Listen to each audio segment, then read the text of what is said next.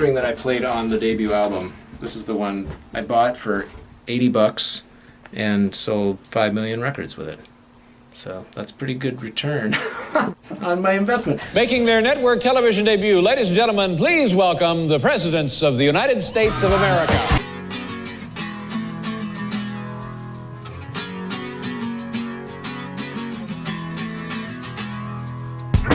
I will survive in Mama 5, in Mama 5, I will survive. Meow, meow, meow, meow, meow, meow.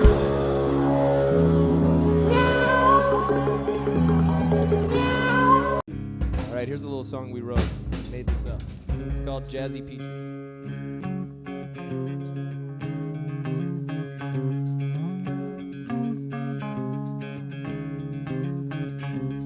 Moving to the country, gonna eat a lot of peaches. I'm moving to the country, gonna eat me a lot of peaches. I'm moving to the country, gonna eat a lot of peaches. I'm moving to the country, gonna eat a lot of peaches. To the country, gonna eat a lot of peaches. Away! I eat peaches every day. Sun soaking oranges in the shade. I'm moving to the country, gonna eat a lot of peaches. Welcome back to the Dusky Boy Podcast. On this episode, one of my all-time favorite musicians, Chris Ballew. As you saw before in the videos prior to this, that was Chris and footage of him being in his 90s band to about the early 2000s, the Presidents of the United States of America. A very well-known pop-punk band with hits from Lump to Peaches, Mach 5, and many more. I definitely recommend you checking them out. Their music's everywhere on streaming services. And Chris has also been in a lot more side projects and bands, collaborations, whatever you want to call them. A few notable ones I'm going to show right now would be Caspar and Mollusk,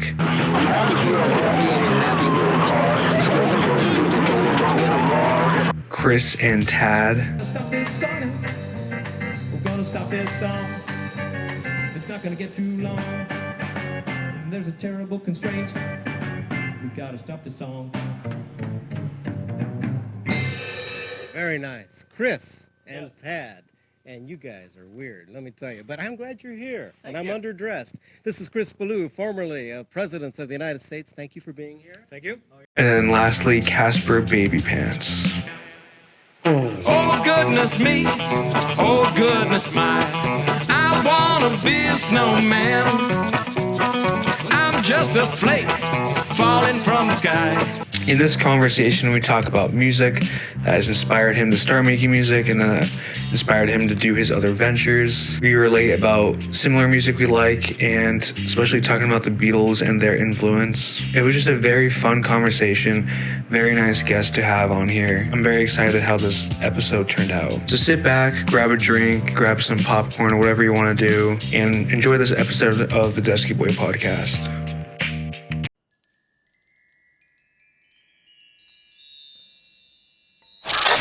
Hi. How's it going, Chris? Good. I just took a brisk walk in the cold April rain. Wait, that's not a Guns N' Roses song. That's November Rain. So never mind. Yeah. I like the guitars you got back there. I don't know nothing about guitars. They just look beautiful though. Yeah, they're all kind of, they all do different things. They have different string combos on them, and there's a few more up here. Oh, nice.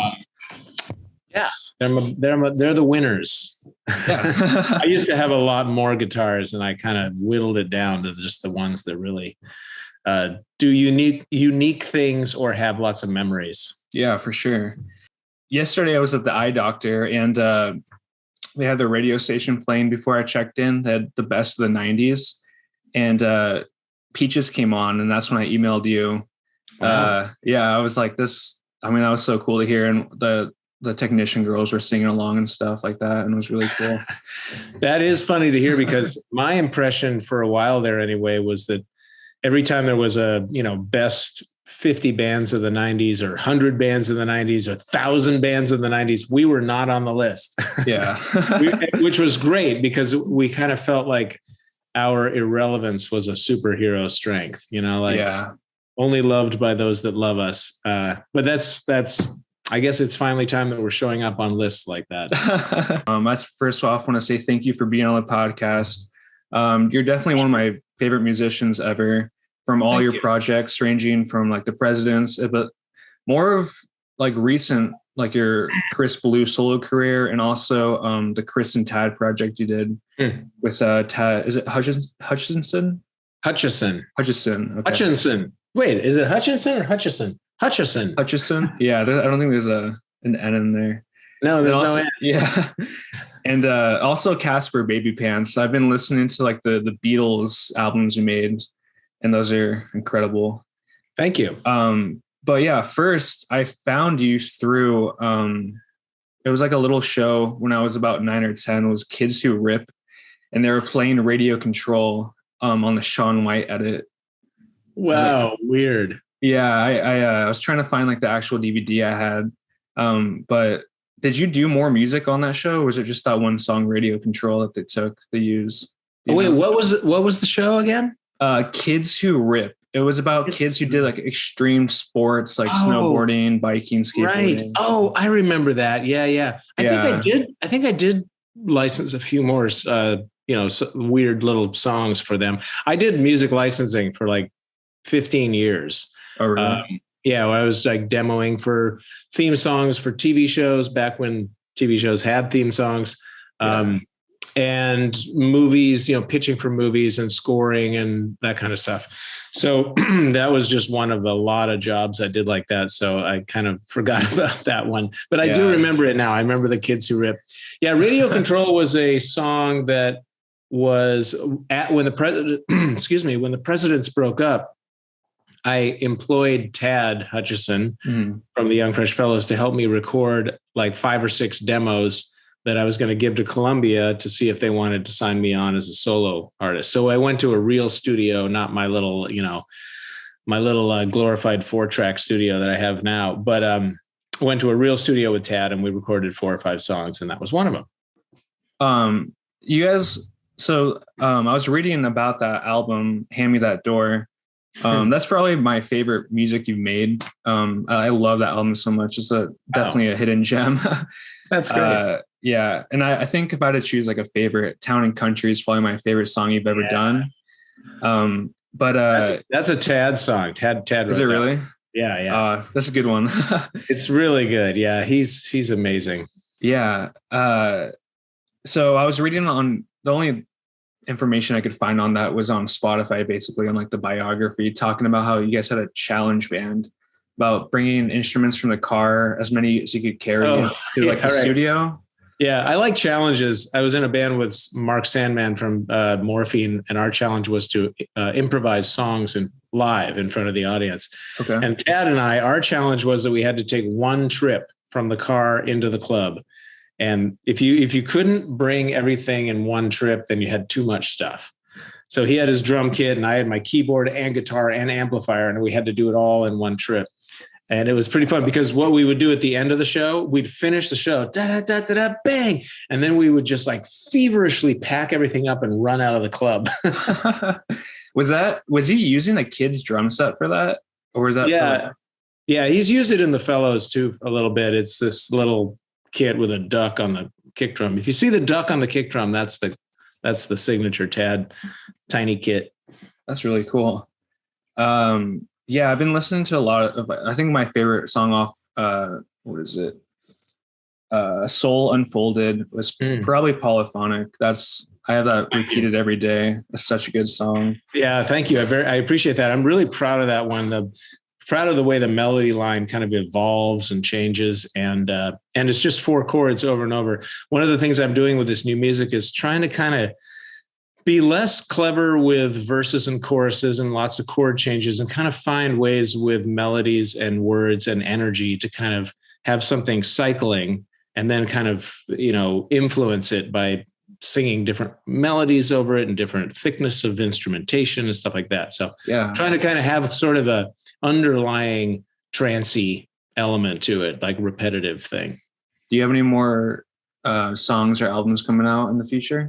Oh, yes. In fact, I think just before this call, I finalized the mastering on my new album called Primitive God. It's a hot news flash. Nobody knows about it yet. It's going to come out. So these solo albums I'm putting out 2 a year, one in July, one in January. Okay. So I'm finishing up what will be the July release now. I deliver it like 2 months early or 3 months early. And yeah, Primitive God. It's a barn burner. It's got I'm excited. serious distortion on it. And then I think the record after that's going to be kind of mellow, but I don't know. We'll see. For sure. Yeah. But it's fun because this way I'm writing songs now is way more kind of relaxed and intuitive and not as I used to kind of feel like I was grabbing at ghosts when a good idea came along, like, oh, it might be a hit. I've got to grab it. There was a bit of a desperation, or not desperation, but fear of losing the idea. And I'm not afraid of that anymore. I'm just kind of letting these things kind of either sink or swim on their own merit. You know, if I get halfway through writing it or recording it, and it doesn't interest me, I just put it in a little folder and forget about it. So I'm trying to kind of remove the pressure and just enjoy the hobby, really, of making songs. It's super fun. From past interviews and podcasts I've been watching recently, you were talking about Sgt. Pepper's, how that was like your first experience, pretty much experiencing music. And I just wanted to see if there were any specific songs specifically from that album or any other Beatles album. Because I'm a huge Beatles fan myself, and I totally relate to what you're talking about, experiencing their music. Yeah. I mean, that album it's a psychedelic ride, man. It's an acid trip without the acid. Yeah. And when you're a little kid like I was 2.5 when I latched onto that record. I was still experiencing the world like I was on drugs, basically, still putting the pieces of the world together and experiencing things kind of half energetically and half kind of, things had names. Like I knew a guitar was a guitar, but then, I didn't know how it worked or any of that. But anyway, so that album was huge. And the one song that leaps out when you ask me that question is Within You, Without You, because as a kid, that was the most challenging one for a 2.5-year-old to kind of get into. And it was the one, frankly, like I think I read later within the Beatles, there was kind of like, oh, George, do you have to make this weird, long, atonal, or not atonal, but arrhythmic, funky, bizarre track for our album? But kind of when the puzzle piece locked in and I understood that, or I felt that song in a really like appreciative way, that's when that song kind of evolved, Yeah. But I mean, the other one is A Day in the Life. I used to listen to the whole record on repeat, but then I would repeat that song. Really? Yeah. Yeah. That's how I am with Revolver. That's probably my favorite album of all time. And I'm Only Sleeping is probably my favorite song on that. But all time would be Rain. I'm a huge fan of the song Rain. It's an amazing song. You can walk around all day when the rain goes. It's such a generous song. And I love generosity in songs where you can maybe hear it once and then you've got it in yourself and you don't really need the recording. You just like, when the rain comes, you run. Yeah, it's such a great song. I loved covering that one for the Caspar Beatles. Yeah. I'm Only Sleeping too, but I based it on a demo. They did a little short, like 45-second demo with acoustic guitar and vibes. And I kind of played off that rather than the final version. Was that off like one of the anthology albums? I don't remember. Maybe. I'm not sure. I have a couple of friends who are massive Beatles fans, and they turned me on to a whole bunch of, rare demos and like John at home at a piano by himself writing songs. There's so much crazy, all those demos are great for sure. Yeah, they're incredible. They're an amazing band. I mean, the way they pushed themselves to evolve really revolutionized, our expectation of musicians to evolve. And they were so restless and so easily bored. And, they were like a shark, like they had to keep swimming because if they stopped, you'd have a dead shark. Yeah. I was just watching a podcast yesterday, and they were talking about the Beatles and some other just more of fame, and how the Beatles didn't experience the Beatles because they were just themselves, but everyone else in the world that listens to their music experienced the Beatles. Like, can you relate to that at all? Oh, yeah. For your whole career? Kind of. I mean, the degree of fame they dealt with is so intense that I think there has to be some disassociation to save your identity. Mm-hmm. You know, like Paul McCartney, I've seen articles where he talks about removing himself from Paul McCartney. Like he can inhabit Paul McCartney, but on a daily basis, he's just Paul, a guy with a guitar. So I didn't really have to do that because I didn't reach anywhere near that level. I like to say that I'm not famous, I'm fame-ish. So I get to kind of do the fun things that you get to do when you're quote unquote famous, but I don't have any of the extra crap that sucks. Like having to disassociate myself from my personality. Yeah, I was thinking about that earlier today, about that fame, especially Paul McCartney. I would say he's probably the most known musician alive at the moment. Mm-hmm. And he has such almost like a super power, or he's a superhero to people just from the music he's created throughout all the years. And it's crazy to see people react to them when they see him. Yeah. I mean, I've seen him live 3 times, and I've got a few friends who've played music with him. I mean, I'm like 1 degree. I sent him my Beatles cover albums. Somebody knew the guitar player in his band, and I sent them. You know, I'm sure like he gets an avalanche of stuff. So it was a long shot, but anyway, I've seen him 3 times. I took my kids to see him, and about 2 songs in, they both turned to me and they're like, "Thank you, Dad." They were completely like in awe of the fact that they were in the same room. Yeah. I'm going to go see him in May in LA, and it's going to be such a surreal experience for me to see him. I'm very excited to go do that. And also talking to you is very surreal. It's, even though it's on a screen, we're still talking, and it's crazy for me. It's crazy for me to talk to you. I never thought I would talk to you. Yeah. I got some pictures to show real quick. I'm going to share my screen real quick. All righty. Can you see these guys? Oh, yeah. Yeah. So this is you, right? I have a few different ones I screenshotted off your Instagram. So you started playing music obviously at a very young age, and that's when you discovered Sgt. Pepper's. Then from there on. That one you have up now is me working with an early sampler. That's one of those, they pull the string and it goes, cow. See it. Yeah, that's my early sampler. Yeah, and then I screenshotted some more pictures. Just like you're such a goofy, like funny guy. Had to show that one, and then I also. That was during the pandemic. I do a sauna twice a week as a healthy thing, and I couldn't go to the gym and do a sauna, so I had to buy a portable sauna, and that was a super hot day. So I was saunaing outside because it was too hot in the house. I've always wanted to try a sauna. I need to try one day. Oh, I love it. I'm doing one this afternoon. Oh yeah. Then I 3 of my favorite pieces of your art. So I'm a huge fan of your art. I got this guy, this one from the album, and then this last one is awesome as well. So cool. You're an artist too, right? You went to art school? I did. I went to SUNY Purchase, the State University of New York at Purchase. Great art school, still is a great art school, super affordable. It's Rockefeller funded. So it was like $4,500 a year when I went in 1983 or something. But if I lived off campus and became an in-state resident, it was something like $700 a year to go to this incredible school.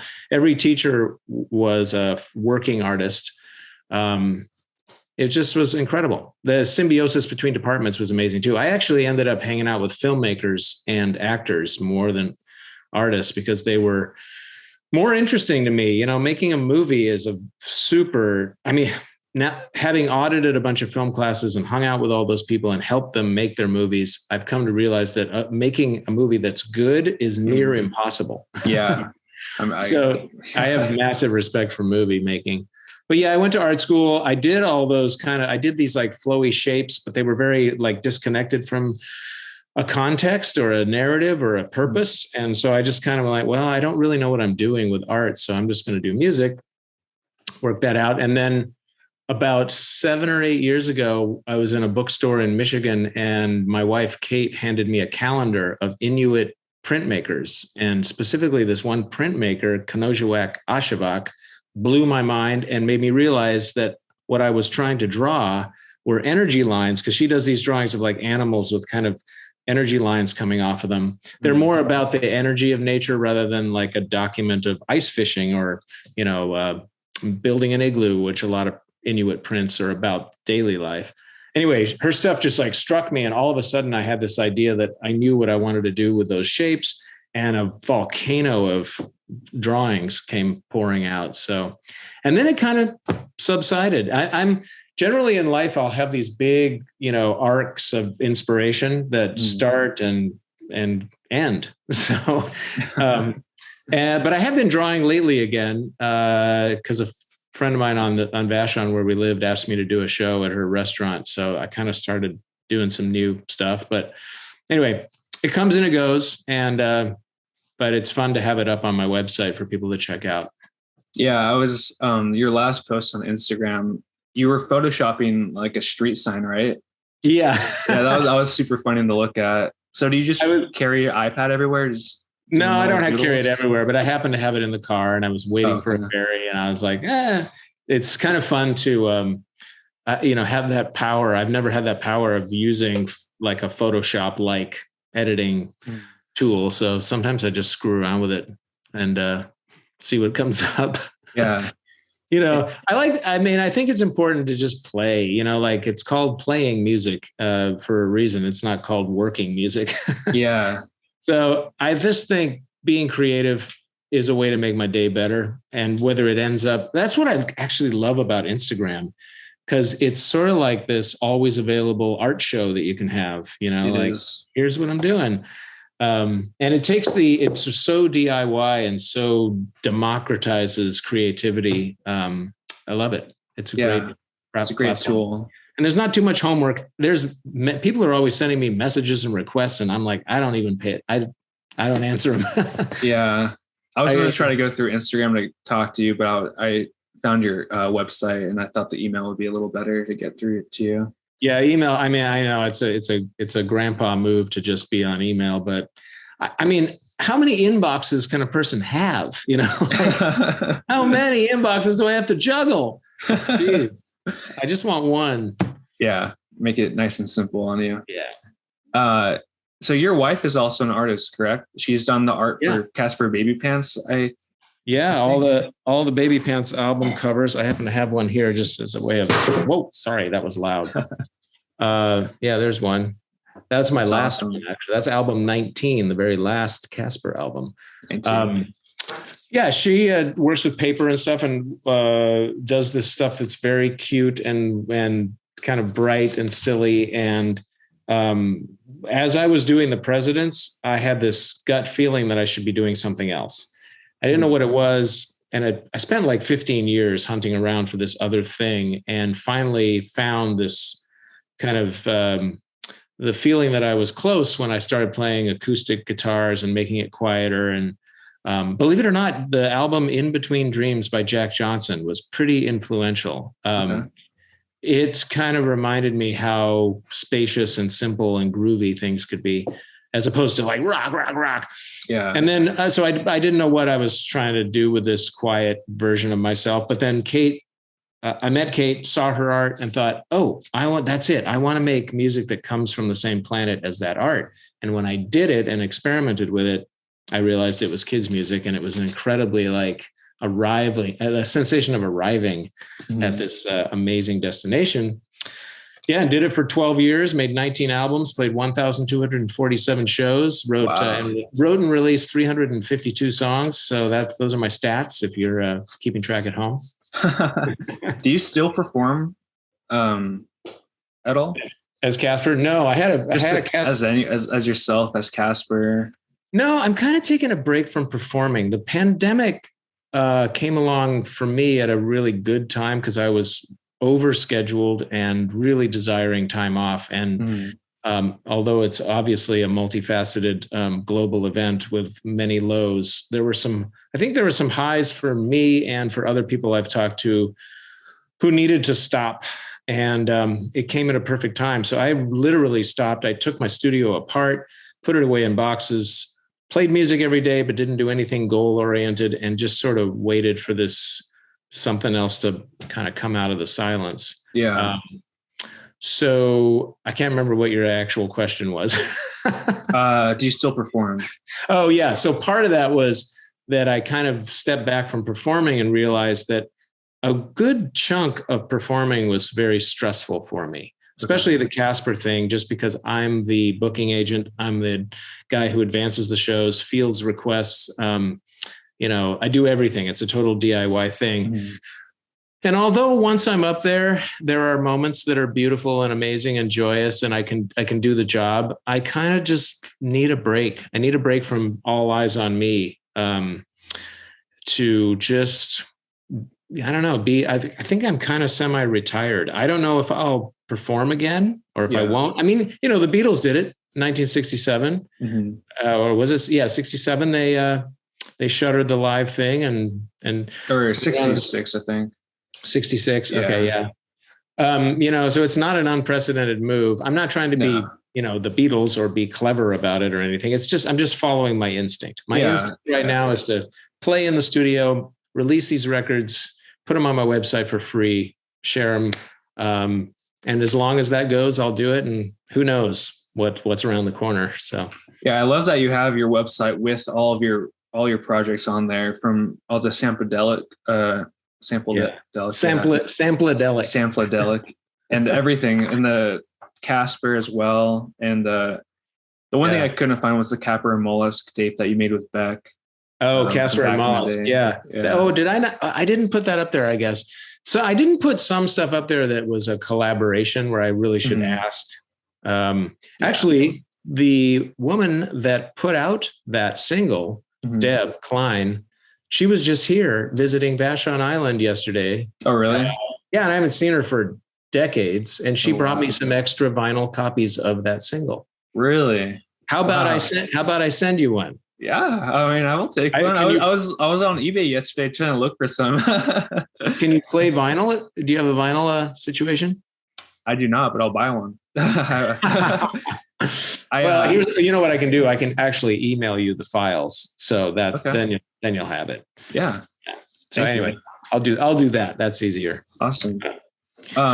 But still from the performance, I just want to ask one more little question about that. Have you ever done like an open mic night before at a coffee shop or a bar, and just do it for yourself, basically? Oh yeah. I mean, Dave Dieterer and I, the guitar player in the Presidents, we started out as the Dukes of Pop, and we would play at this coffee house called The Last Exit in Seattle. I actually worked there as a waiter. So I'd be a waiter on Monday nights. I would wait tables, and then I would take my apron off and we'd play, and then I'd go back to waiting tables. That's really cool. Yeah, it was that and busking on the street were incredibly informative as to what makes a song hook. People in, especially performing on the street, because they have no investment. They're not a captive audience like a coffee shop or a coffee house. So yeah, I loved doing that. And in fact, a lot of the Caspar shows had that vibe. They had like a small, open mic-y kind of, vibe to them. Not a lot of stages separating me from the kids and all that stuff. So they were kind of coffee house and kind of punk rock. Do you have, I want to say, I don't know, but do you have like a preference or your favorite time of making music from your career, from like the very beginning until now? Or has it just all been a progression of just making music and just enjoying all of it? Yeah, kind of enjoying all of it. Although I think right now is my favorite, because I'm feeling again, less attached to it in a way, more, accepting of whatever comes out, more free. Yeah. Like my immortality projects are done. If you look at the Presidents and Caspar, I'm leaving behind this like wad of music that if I do nothing else, that's totally fine. So I'm in the just sweet spot right now where I'm at the height of my skills, but I'm not under pressure. So I love what I'm doing right now. And then I'll probably also love what I do next. Yeah. Because you definitely, I guess the word would be inspired, but I've always had a hard time listening to people say like Bob Dylan or even any of the Beatles, like Paul McCartney releasing new music today. I would always just be like, oh, their music back in the day was so much better. I don't even need to check out their new stuff. And after listening to your new albums, I went back to those artists, and Bob Dylan released an album like last year. Paul McCartney released a new album with a bunch of newer musicians. And I'm just getting more into that modern music from artists because they're still the same person making music. And they've learned so much more, and they're just still talented. It's not like they got bad at making music. They're just older. It's just an age thing. Yeah, it could be age thing. And also sometimes I can imagine if you're, say, Paul McCartney, you are you're like a machine, right? Yeah. And it's time to make a new record, maybe strategically, or it's time, maybe we go on tour. Well, we should have a new record. And that force that drives those decisions might not line up with inspiration or having something to say or being excited. I'm not saying that's a pitfall for him personally, because I don't know him, but I'm just, I think you can mature and get to be a better musician and, kind of not be under pressure to make hits anymore. And you might make the best stuff from, at least I feel like I'm making really good stuff from that perspective. Like I'm not doing it so I can go out on tour and make money and whatever. Even the Presidents kind of fell into that, like, okay, it's time to make a record. There's pressure kind of thing. So we had to manage pressure that we put on ourselves. Yeah, definitely. Just from listening to all of your music, I would say, at least from my perspective, I feel like you're the most you now making the most recent music. That's interesting because I'm actually resurrecting songs, in some cases that I wrote in like the early 80s. Wow. Songs where I had two boom boxes. I didn't have a 4-track and I was going back and forth with a cassette. And, but the recordings are so bad. They're like terrible fidelity for one thing. Terrible performances. I have this fake English accent because I was into like English new wave and punk rock. And they'll never see the light of day. But as I've been recording this new stuff, I have thousands and thousands of fragments from my life that I kind of, when I start a new arc, like the Caspar thing, I'll listen to all 5,000 and kind of listen like, oh, that might make a Caspar song. And now I've done that with, to some extent with this new stuff. And I've plucked a couple of these embarrassing, terrible demos out and sort of teased out what was my hidden intention under all the bad execution and resurrected them. So it's funny because I feel like I'm covering my, 20-year-old self. Interesting. That's really interesting, actually. Yeah. Who else inspires you or has inspired you? Because you just said English punk, correct? Yeah, English new wave and punk back then. So like Joy Division. No, I was never into Joy Division. I was really into Flock of Seagulls. Okay. I was into Gary Newman. Yeah, Gary Newman's great. Yeah, I loved the synth vibe. I had like a big monophonic synthesizers and a TR-808, and I hooked them all up with MIDI. And then I had a friend, Dale, who played guitar and bass. And the other thing, we were into Walla Voodoo like crazy. We basically were imitating Walla Voodoo. After I lost the fake English accents, I got the Stan Ridgway drawl. Yeah. Are you a fan of the Kinks at all? Oh yeah, huge fan of the Kinks. Yeah. Absolutely. Yeah. I go around as much as I go around singing "When the Rain Comes." I go around singing "Picture Book," pictures of your mother, pictures of your father. I was just listening to that album today. Such a good album. Tad and the young fresh fellows, they cover that song, correct? The Picture Book song. They covered it, and in the video, they all are playing drums. And we borrowed that idea for our Mach 5 video. Okay. Where we're in like a Elvis kind of television performance. At the end, when we're all playing drums, it's directly a ripoff of the Young Fresh Fellows covering Picture Book. I need to watch that because I haven't seen either of those Oh, videos. Mach 5 might be my favorite President's video. It's so it's shot on video. It's very like kind of poppy, and we're having a great time, and it's so silly and dumb. Yeah. Yeah. I'll just say this. I'll say chocolate cake. That's my favorite part of the video is chocolate cake. Chocolate cake. Okay, watch it. I will watch it. I just have, I guess, one more question. That was pretty much all I had to ask. Specifically on the song Good Day Sunshine on the Beatles' Baby album. Who was the female voice singing on that with you? Was that your wife? No, that's Rachel Flotard. She has a band or had a band called Visqueen.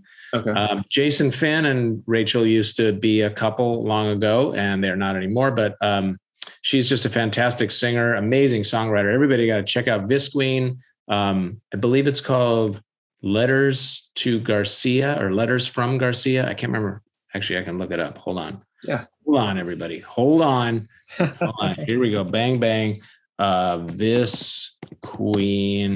Message to Garcia. That's it. Okay. Message to Garcia. Anyway, she's on a lot of my Caspar stuff. I had 3 or 4 female singers that all had different kind of qualities to their voices. And that one was tricky because it's kind of, when you break it down, it's kind of repetitive in a maybe not so great way. So I needed an extra voice in there to kind of add another texture.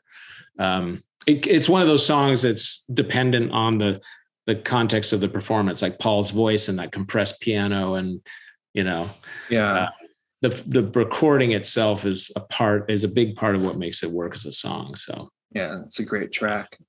And do you have any favorite John Lennon solo songs that are your?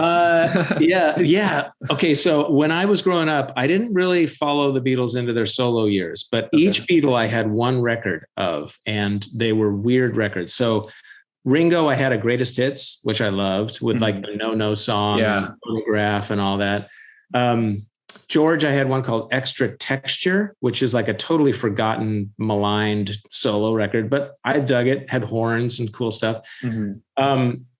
Paul, I had the first solo record, which is just like it's the Gaia bomb of home 4-tracking. You know what I mean? Yeah. Like it's the one where everybody got permission to be, not self-indulgent, but got permission to be yourself, And then with John Lennon, it was Mind Games. Okay. So a little bit of a later record, but I love that record. And I love the song Meat City. I'm going to Meat City. Dun, dun, dun, dun. So good. So that's a great record. Tight Ass is probably my favorite. Yeah. It's such a cool, weird, funky, swampy record. And Mind Games is a great song, kind of swaying, sentimental. And I have such connection to those 4 records. I actually get together with a bunch of friends. We've been doing this for 9 years. We're called the Beat Geeks, and we get together once a month at least to talk Beatles. In the early days, we had challenges like make an album, like a one album white album, or your favorite songs or your least favorite songs. Then we ran out of stuff to talk about with the Beatles. We'd watched all the movies, listened to all the records. So we went into the solo years, and we did it chronologically. Every single release, we listened to it and talked about it. And it got bad. It got so bad that one of our members just held up his hand. He's like, I can't take it anymore. We have to. So I think we got to like 1982 or something, and then we had to bail. Oh wow, that's pretty intense. But we still get together and we do a thing called Listen Up Club, where we play either an album or a song by an artist that we want to share with each other. And the Listen Up Club rule is you don't talk during the playback of the song that is being presented. You just listen, and then we talk about what makes the song work or not work or whatever. So it's a fun thing. I encourage people out there to start a Listen Up Club with your friends. It's pretty great.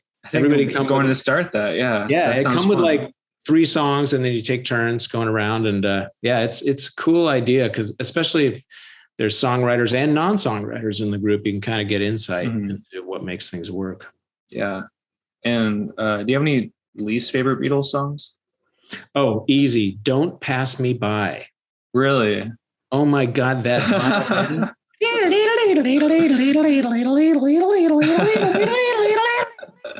Just like, oh, it drives me crazy. Yeah, that song could be great if it was a minute 45, or 2:10. Yeah. But it's like 4.5 minutes long or something. It's crazy. Yeah. It's a little long. That's the one that pops to mind. The other one I really don't like is there's a place we used to go. There's kind of a unwritten law in country music where you don't split syllables. Mm. So you need a syllable on every beat.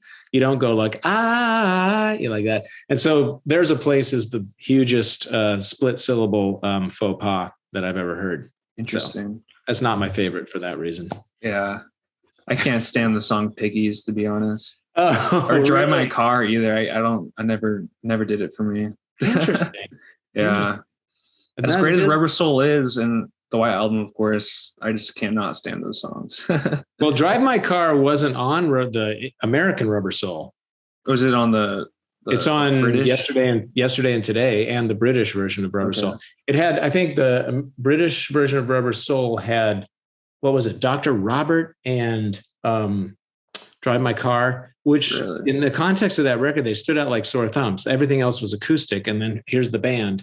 So I love the American version of Rubber Soul because it's pretty much all acoustic and kind of all in the same world. That's the one I know. So, interesting. And then same with Revolver. I can't remember what the difference was exactly with Revolver, but Rubber Soul and Revolver are like joined at the hip for me. And that's my favorite spot. Yeah. Because they were going from being like a tight little band into being a mind expanded kind of experience. Yeah, for sure. Yeah. And pretty brave to do Rubber Soul all acousticy like that at that time. I'm sure they were under pressure to deliver more, pop hits, but they're like, I think they discovered Dylan and pot at the same time. Yeah. So. Yeah. Well, yeah, that's all I kind of had to talk about. It's been a pleasure talking to you, Chris. Yeah. Pleasure talking to you too. Yeah. So, good times. Thank you. You're welcome. Yeah. Have fun out there and just, keep it real and stuff. Resist the urge to fake it. And all right. Well, we will maybe talk in the future. And I'll send you the Caspar and Mollusk MP3 files. So Thank you. Yeah. It features Beck having a sonic breakdown. I'm excited. He had a sonic breakdown, which inspired me to have a sonic breakdown. And he didn't know I was recording with the 4-track at the time. So it just ended up being this moment where we both lost our minds. That was one of the things he and I did well together, was just lose our minds. Sounds fun. Yeah. All right. You have a great day, Chris. Yeah, you too. You bet. Take care.